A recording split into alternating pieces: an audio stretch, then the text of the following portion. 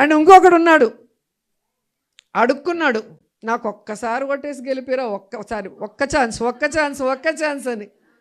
పవన్ కళ్యాణ్ ఒక్క ఛాన్స్ ఇస్తే ఆడవాళ్ళ తలరాతలు మార్చేస్తా, కనిపించకుండా పోయిన 30,000 మంది ఆడవాళ్ళని తీసుకొచ్చేస్తా,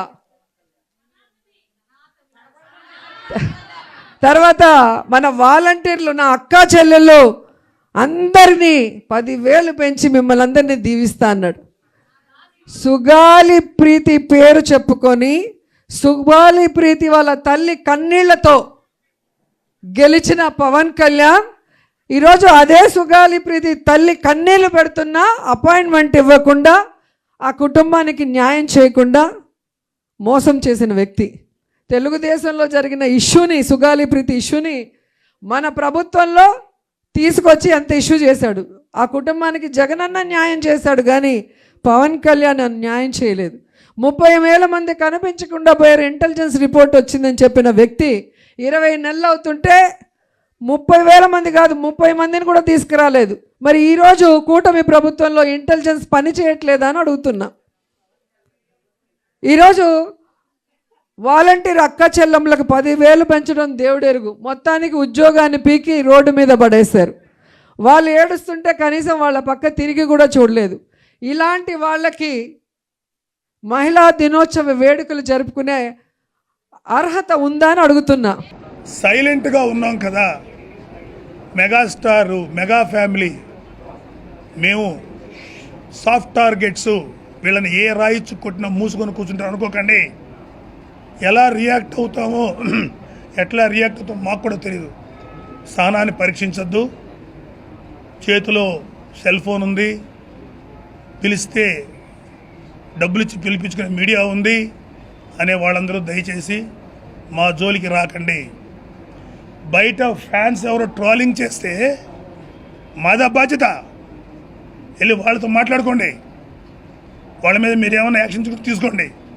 మేము చెప్పాల్సింది ఏ రోజో చెప్పాం, మమ్మల్ని జనసేన పార్టీలో కళ్యాణ్ బాబుని కానీ మెగా ఫ్యామిలీ ఎవరైనా ఎవరు రియాక్ట్ కావద్దని 100 సార్లు చెప్పాం. అంత ఈజీగా తీసుకోకండి ప్లీజ్.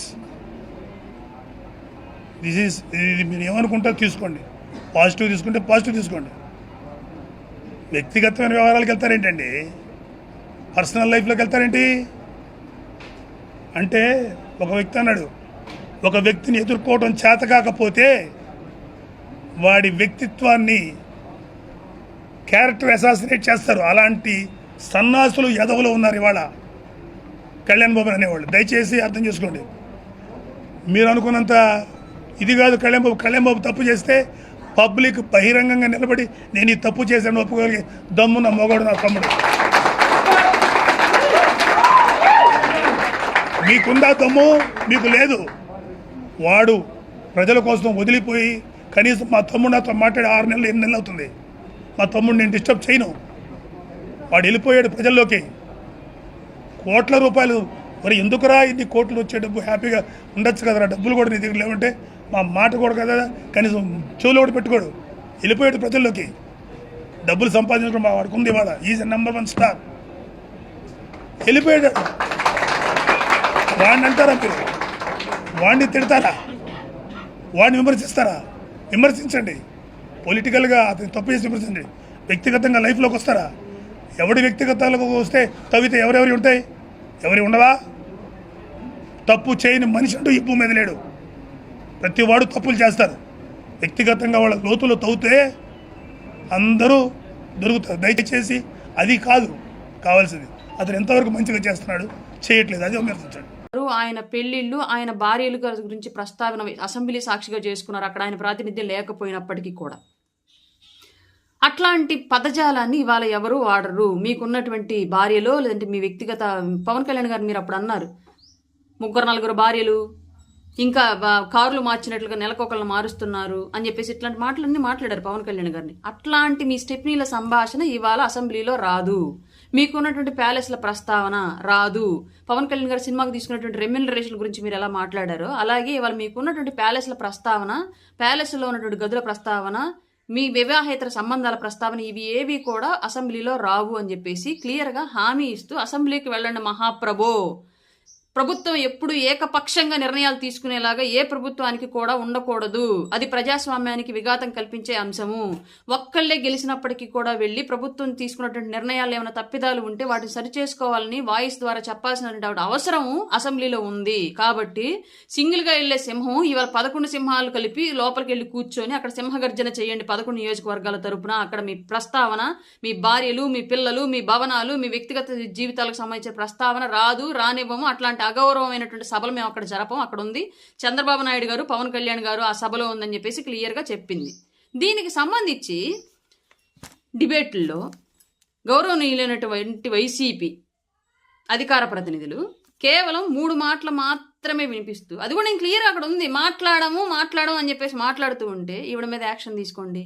ఏ లెక్కన యాక్షన్ తీసుకుంటారు? అసలు నేను ఏమన్నా అని ఏం యాక్షన్ తీసుకుంటారు ఎవరైనా? అటు పార్టీ అని ఇటు పోలీసులైనా. మీకు సరిగ్గా చదవడం రాదు, సరిగ్గా మాట్లాడడం రాదు, సరిగ్గా వినటం కూడా వచ్చి సావదు. ఇంకెట్లా ఈ రాజకీయాల్లో ఇన్నాళ్ళు కొనసాగారో, మిమ్మల్ని ఎలా మేము నమ్మామో మాకు అర్థం కావట్లేదు. ప్రజలు ఇప్పటికి కూడా ఇంకా వైసీపీ జెండా పట్టుకుని ఎట్లా తిరుగుతున్నారో మాకు అర్థం కావట్లేదు. అంటే మీ భారతీరెడ్డి గారిలాగా భువనేశ్వరమ్మ గారు పుట్టలేదా? మీ జగన్మోహన్ రెడ్డి గారిలాగా పవన్ కళ్యాణ్ గారు పుట్టలేదా? మీరు రాజశేఖర్ రెడ్డి గారిలాగా చంద్రబాబు నాయుడు గారు పుట్టలేదా? మీరేమైనా పైనుంచి ఊడిపడ్డారా? మేమేమో తల్లి కడుపులోంచి పుట్టామా? లేదంటే మేమేమైనా ఎక్కడి నుంచి అన్న చెత్త కుప్పలు దొరికితే మీరే తల్లి కడుపులోని పుట్టారా? భువనేశ్వరమ్మ గారిని అవమానించినప్పుడు తెలియలా? ఇప్పుడు మేము అనం రండి అన్నదానికి ప్రస్తావించింది మీరు ఫీల్ అయిపోతున్నారే. మరి ఆ రోజు అన్నారు భువనేశ్వరమ్మ గారిని అంత. ఇప్పుడు రోజక్క వాడు గుర్తుపెట్టుకో, మర్యాద అనేది ఇచ్చిపుచ్చుకోవాలి. నువ్వు మాకు మర్యాద ఇచ్చావనుకో, నీకు ఇంకా ఎక్కువ మర్యాద ఇస్తాం. నువ్వు సంస్కారంతో మాట్లాడావనుకో, ఇంకా సంస్కారంతో మాట్లాడతాం. మేమేమంటాం? రోజా అంటానా? రోజక్క అంట. ఎంత ముద్దుగా పిలుస్తాను నేను. ఎవరైనా పిలుస్తారట రోజక్క అంట. ఎందుకు? మా ఆడపడుచు నువ్వు, మా ఇంట్లో మనిషివి. గాలి నా కొడుకులు గాల్లో గెలిచిపోతారు అనింది అనుకుంటా కదా.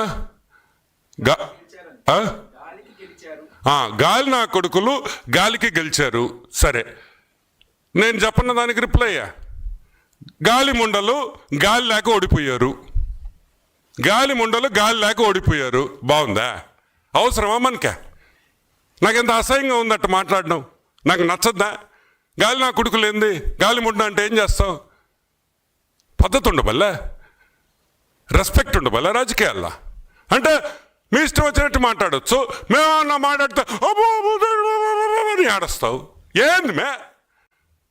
ఏడ్చే ముందర ఒకసారి ఆలోచించవా? నేను మాట్లాడితేనే కదా వాళ్ళు మాట్లాడిందనే. ఏందా ఏడుపులేంది? నువ్వు మాత్రం ఊర్లో అందం తిట్టచ్చు. గాలి నా కొడుకులేంది? ఇంకా ఎక్కువ మాట్లాడితే అసహ్యంగా ఉంటుంది. నేను ఒకటే చెప్తున్నా, give respect and take respect. మన రాజకీయాలు బాగుండాలంటే మీరు రెస్పెక్ట్ ఇవ్వాలా, మేము రెస్పెక్ట్ ఇవ్వాలి. మీరు రెస్పెక్ట్